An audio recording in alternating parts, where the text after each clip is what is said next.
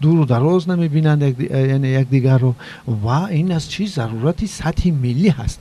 این رو نازک فهمیدن نکن که ما اگر که ما بعضی عمل و کارهایی که مثلا ما فرزند خود رو دوست داریم ولی او رو در روحیه تربیت کنیم که منفعت‌های ملی رو به نظر نگیرد، این زیان است.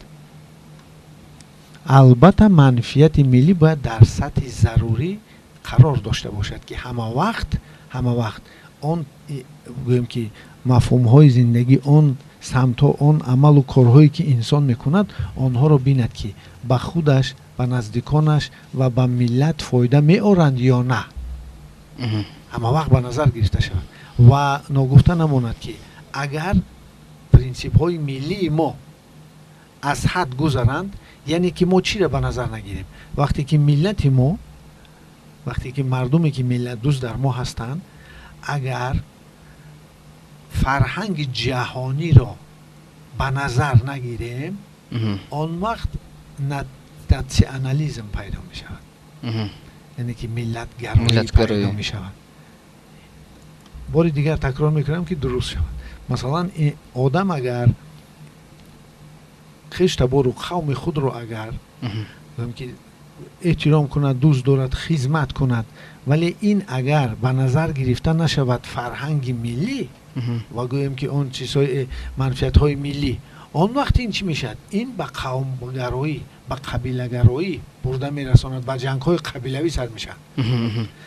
اگر ملت هم در سطح ملی باشد و فرهنگ دنیایی را به نظر نگیرد، مانند گرمانی ناتسیسم پیدا میشد، فاشیسم پیدا میشد. باید ملت همه وقت اون دستاوردهای فرهنگی خلقهای جهان رو به نظر گیرد. توازن یعنی اینجا باید البته یک چیزی که هم منفعت به ملت باشد و هم منفعت به مردم بشری جهان. خب تشکر میکنیم از شما شنوندگان عزیز. خاطررسانی میشویم که برنامه گفتگوی ویژه است که روی موج صدای سه به طور مستقیم همین لحظه ها در موضوع استقلالیت و خودشناسی ملی میشنوید با متخصص طب شرق و روانشفا دکتر کبیرزاده. خب محترم دکتر، اکنون چون در بابت عمل‌های یا کارهایی که یک والدان در خانواده برای خودشناسی ملی، برای وطن دوستی، برای فهمانیدن ارزش‌های استقلالیت تا اینجا اشاره شد و من میخواستم سوالی بکنم که خود وطن دوستی یک نورس یا یک فرد یا یک کودک را از کدام سن و سال باید آغاز کرد تا درک اون نفر برسد دیگر و مکتب باید چی نقش داشته باشد در بابت خودشناسی ملی و دانستن ارزش‌های ملی و استقلالیت؟ درست قید کردید. بیایید ما سر میکنیم از یک اویله. در اویله مناسبت‌های بسیار گوناگون گویم که مرکبی هست و یکی از این مناسبت‌ها این مناسبت خود اعضای اویله با آن پرینسیپ‌های درون اویله هست، با آن قانونیت‌ها و با آن چیزهایی که اویله و ارزش‌هایی که اویله رعایت می‌کند.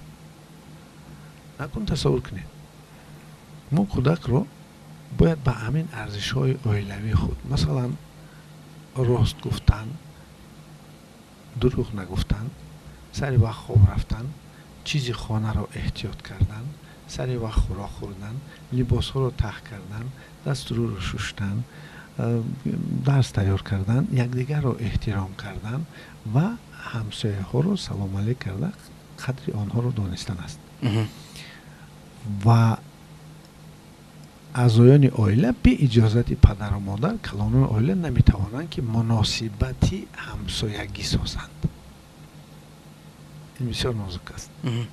یعنی که نمیتواند مثلا فرزند یک عائله مناسبت های چیز چورایی و عائله دیگر کند به اجازت کلان سالان. کسانی که درآمد دارند، مثلا وقتی که او درآمد کرد در عائله میتواند که این کار رو کند موافق همون درآمد خود. این بسیار نازک است.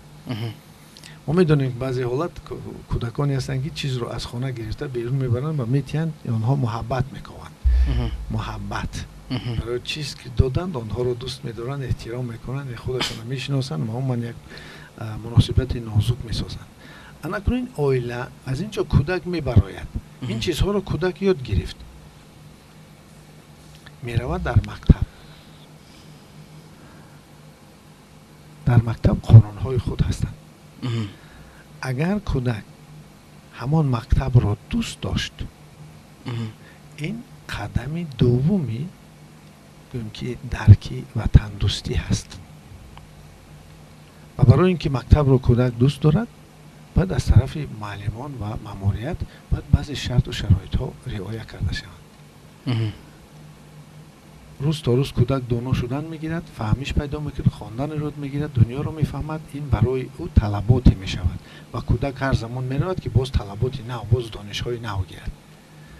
معلم با او یک قانونی سخت‌تری را او رو مجبور میکنه. مثلا ما گوییم که کمتر کودکان رو سخت خپیدن، آیا این حقوقیان ها و آن رو ویران نمی کند؟ نه، حقوقیان ها رو ویران، چون که آنها در این سن و سال با کمتر سخت بودن قانون نیاز دارند و اگر آنها رو در این حالت آزاد ماند، آنها قانون ها رو رعایت نمی کنند و سبب ناراحت شدن انکشافی گویم که روانی آنها می شود.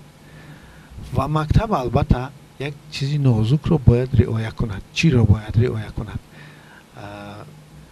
کودکان را تا وقتی از مکتب برآمدن صبر و طاقت نشان دادن و وقتی خود را درست استفاده بردن و گوش کردن آن مصلحت هایی که معلمان میدهند.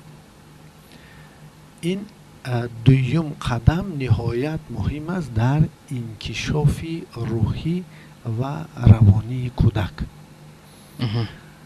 بنا گفته نماند که اگر در مکتب مشکلات سخت‌تر شود، اگر در مکتب بعضی چیزهای شود که سبب گریختن کودک از آنجا شود، این البته مناسبت کودک را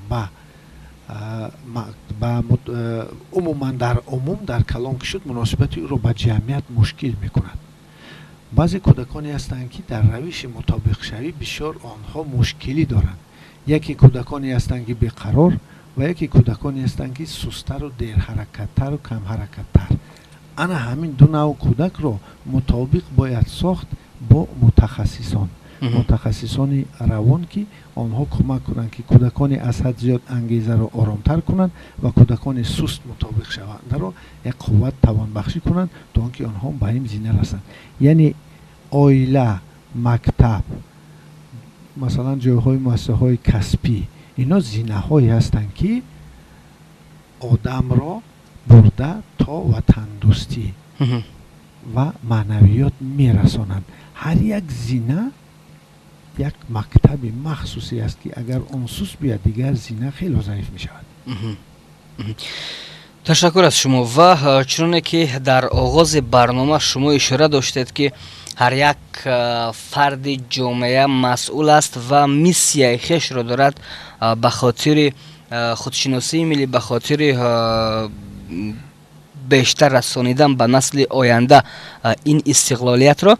خب من چون خیلی خورد بودم یادم هست که اونجا شعرهای کودکانه، من اینجا سخن من بیشتر شاید ارتباط دارد به شاعرهای کودکانه که بود. مثلا من کلان میشوم، قهرمان میشوم، بر وطن خودم پاسبان میشوم. یعنی شعرهای بود که از همون خوردی در خود تینت یک نفر همین گونه یک غرور و پاسبانی و مردانگی و جسارت و یا کدام یک نوع شعرهای دیگر بود که میخواستن مثلا برای یک کودک تبلیغ میکرد که محافظ وطن شود، پلیس شود، دکتر شود. همین گونه زیادتر بود.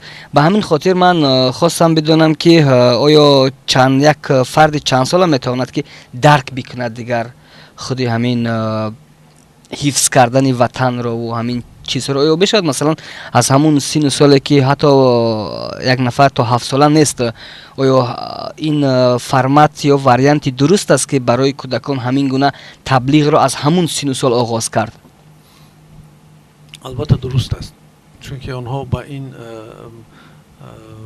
که بر وطن خود پاسبان میشن، هرچند که این رو نمیفهمند، درک نمیکنند، چون که جهانبینی کودک حالا هنوز در سطح عائله هست و اگر مکتب رو در سطح مکتب است. کودکای حاضر میتوانند با اینترنت و با چیزهای دیگر بسیار جهان رو با درون جهان ویرتوالی خوبتر و نخستر فهمند، ولی به هر حال درک روانی، درک معنوی و منطقی آنها ندارند هنوز. لیکن آنها رو این چیز رو دادن در کار، فهماندن در کار که بگذار این شعرها رو بگوین، چون کلان میشن پس آنتر سرفهم میروند. یعنی که همون دوره درکاریه که مثلا برای مثال عادی گیریم، ما چون صنف یک میریم و قلم داریم و رزینکه داریم، ولی در صنف یک دوی سه چیرکل نیست. چرا؟ چرا که این کودک این چیزا نمیفهم، میتواند خودش رو زخمی کند، ولی چیرکل پرگار در صنف نهی دهی در کار میشد. همین چیزها هم، یعنی دانش ها هم و مفهوم ها هم موافق سن سال هستند. وقتی که ما چیز میدونیم که پرگار یا چیرکل رو میگوییم که کودک برای کشیدن دوره درست حالت رو در کار نیست، چون که اونجا سوزن تیزی دارد و تو رو پیاله گرد بس است که گردی آن گرفته یک دوره کشی، این برای کودک فهماتر است و وقتی که سن سال آمد آن چیز رو میتواند مناسبت کند، چون که برای اون که بر وطن خود پاسبان شدن البته یراق در کار که انسان یراق داره، که ما کودک رو یراق داده نمیتونیم، ولی ما ایده غایه وطن دوستی رو در رو میمونیم. سن سال اومد بینید شما حالا اینجا نه فهمیدید که این چیز در کار بوده است، یعنی که هنوز در یادتان هست و امروز در کار میشود. امروز اگر خطر ما سطح وطن بینیم، ما خسته اون رو محافظت میکنیم، چون که محافظت وطن این محافظت عائله خود هست، محافظت خاندان خود هست. مسئله دیگر این مسئله اون است که شعر و ایجادیاتی که ایجادکاران ما میکنند بسنده است، حالا هستند، ولی بهترینش هنوز پیدا نشده است، چون که 25 سال در روند تاریخ این وقتی کم است. هنوز بسیم که یک وقتی گویم که در انکشاف دولت ها یک وقتی کم است. با این نگاه نکردم ما دستاوردهای خوبی کردیم در همه طرف. مثلا برای اینکه من کلان میشم، قهرمان میشم، در کار شد که بعد 50 سال حکومت شورا چنین شعرها برای کودکان پیدا شود. هرچند که پداگوگیک و پسیکولوژی کودکی را هنوز در سالهای 30 پداگوگ‌های SSR تحریزی کرده بودند، ولی سال 20 ساختاری دولتی در کار بود، سال 30 با ساختار دوام رفت، کلخاس‌ها ساختن، اندوستریالیزاسیون، سال 40 جنگ رفت، سال 50 ساختن، 40 سال گذشت، سالهای 60 و 70 یک امنیت شد، امنیت اقتصادی شد، امنیت آرامی شد و بعد به ایجادیات پرداختن. همه ایجادیات بزرگی شوروی کرد، همگی در 30 سال اخیر کرد، سال 60 70 و 80 و برای اینکه 30 سال ایجاد شود 50 سال در کار بود یا 40 سال در کار بود که خودش رو درست کند. یعنی که این هم دور و زمانهای میباید که این چیزها رو به نظر میگیرن و چون ایجادی های بزرگ میشود که باز نسلی که میآید آن رو در یاد داشته باشد که ما این شعرها رو میخواندیم و این شعرها و ماهیت خود رو هیچ در هیچ وقت گم نمیکنن. مثلا من کلان میشم، قهرمان میشم، بر وطن خودم پاسبان میشن، هیچ وقت دور زمان ها هم روان ماهیت خود رو، معنی خود رو گم نمیکنن. مینت گذاریم از شما و همینجا میخواستم به سمت دیگر صحبت بگذاریم. محترم دکتر، مثلا در امریکا چی سیاه پوست، چی سفید پوست یا چی چینایی و عرب شهروندی این کشور زمان به دست میورند و با داشتن شهروندی این کشور افتخار میکنند. خب و سعی میکنند که منفعت های ملی امریکا را حفظ بکنند. برای چنین تفکر را جای کردن در مغز مردم چی باید کرد؟ ما میدونیم که دولت هایی که هنوز در سطح انکشاف ملی هستند، سطح انکشاف ملی این چیز یک زینه هست، یک دوره هست که دولت ها باید گذارند. ما در اروپا همین چیز دیده بودیم، حتی که ضرر سخت، یک آریزه سخت آورد به اروپا، مثلا ناتسیسمی که در گرمانیا و ایتالیا و دیگر طرف پیدا شده بود. یعنی که این هم یک از حد گذرانی انکشاف دوره دولتداری ملی بود. ولی دولتداری‌های ملی ما در اساس تجربه‌های تاریخی اون خلق‌هایی که گذراندن در اون اساس می‌گذرد و ما شاید این خطاها رو نکنیم. این زینه است که ما باید گذاریم. اون دولتداری می در اساس یک بودن زبان، در اساس مرز داشتن، در اساس اکثریت رو تشکیل کردن یک ملت و فرهنگی، در اساس تکیه زدن به فرهنگی همون ملت که از نیاگان آمده است و این سلسله تاریخی رو گم نکردن است.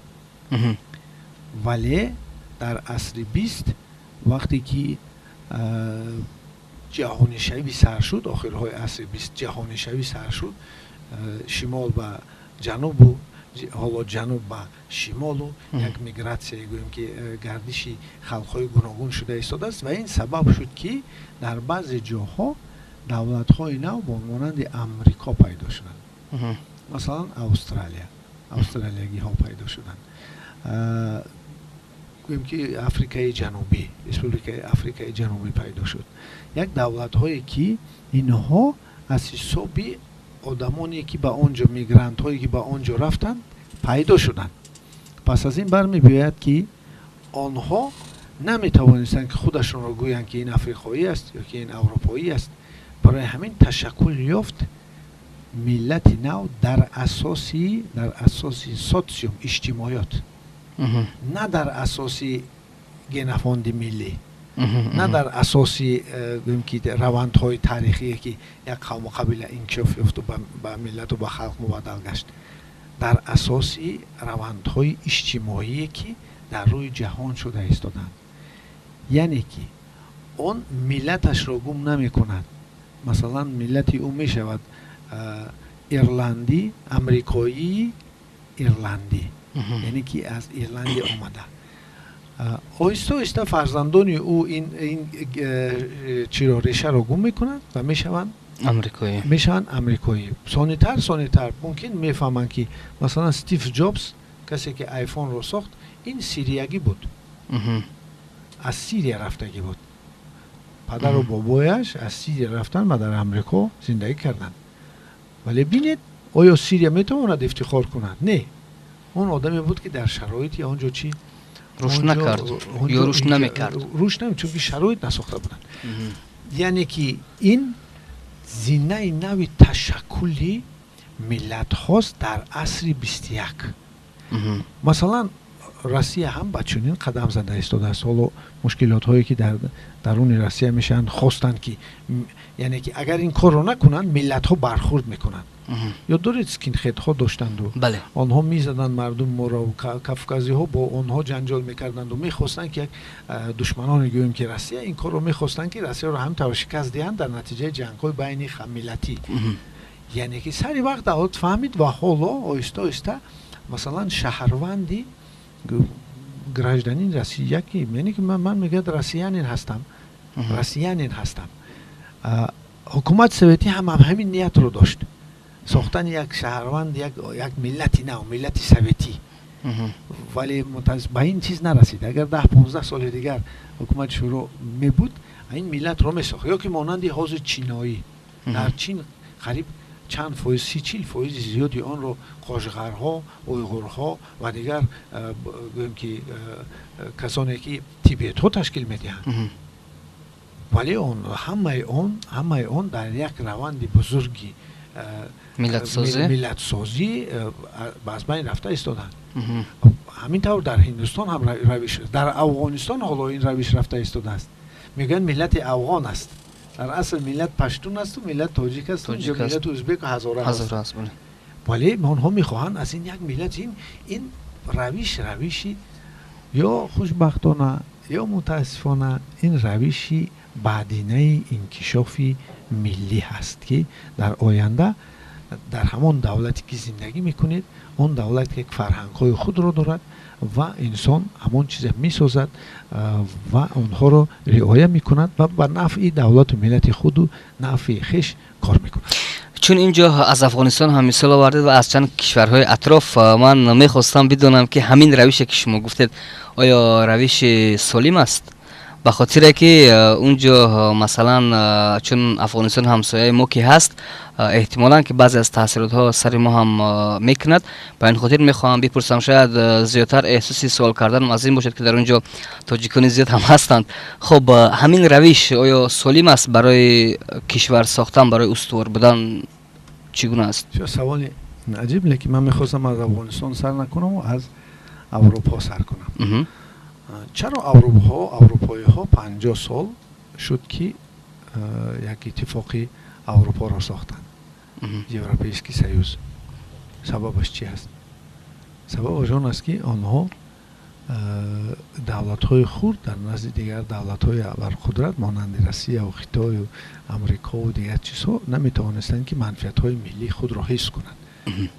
منفعت های ملی آنها اقتصادی هست، سیاسی هست، اجتماعی هست، فرهنگی هست که آنها حفظ میکنند و آنها دیدن که قریب همه ملت های اروپا قریب که یک فرهنگ رو رعایت میکنند، یک فرهنگی عمومی دارند و آنها این رو ساختند و میسازند در آینده هم.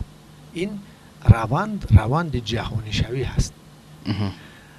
در این کوشش میکنند که مثلا عرب ها هم کوشش میکنند که یک سیستم عمومی خود رو داشته باشند.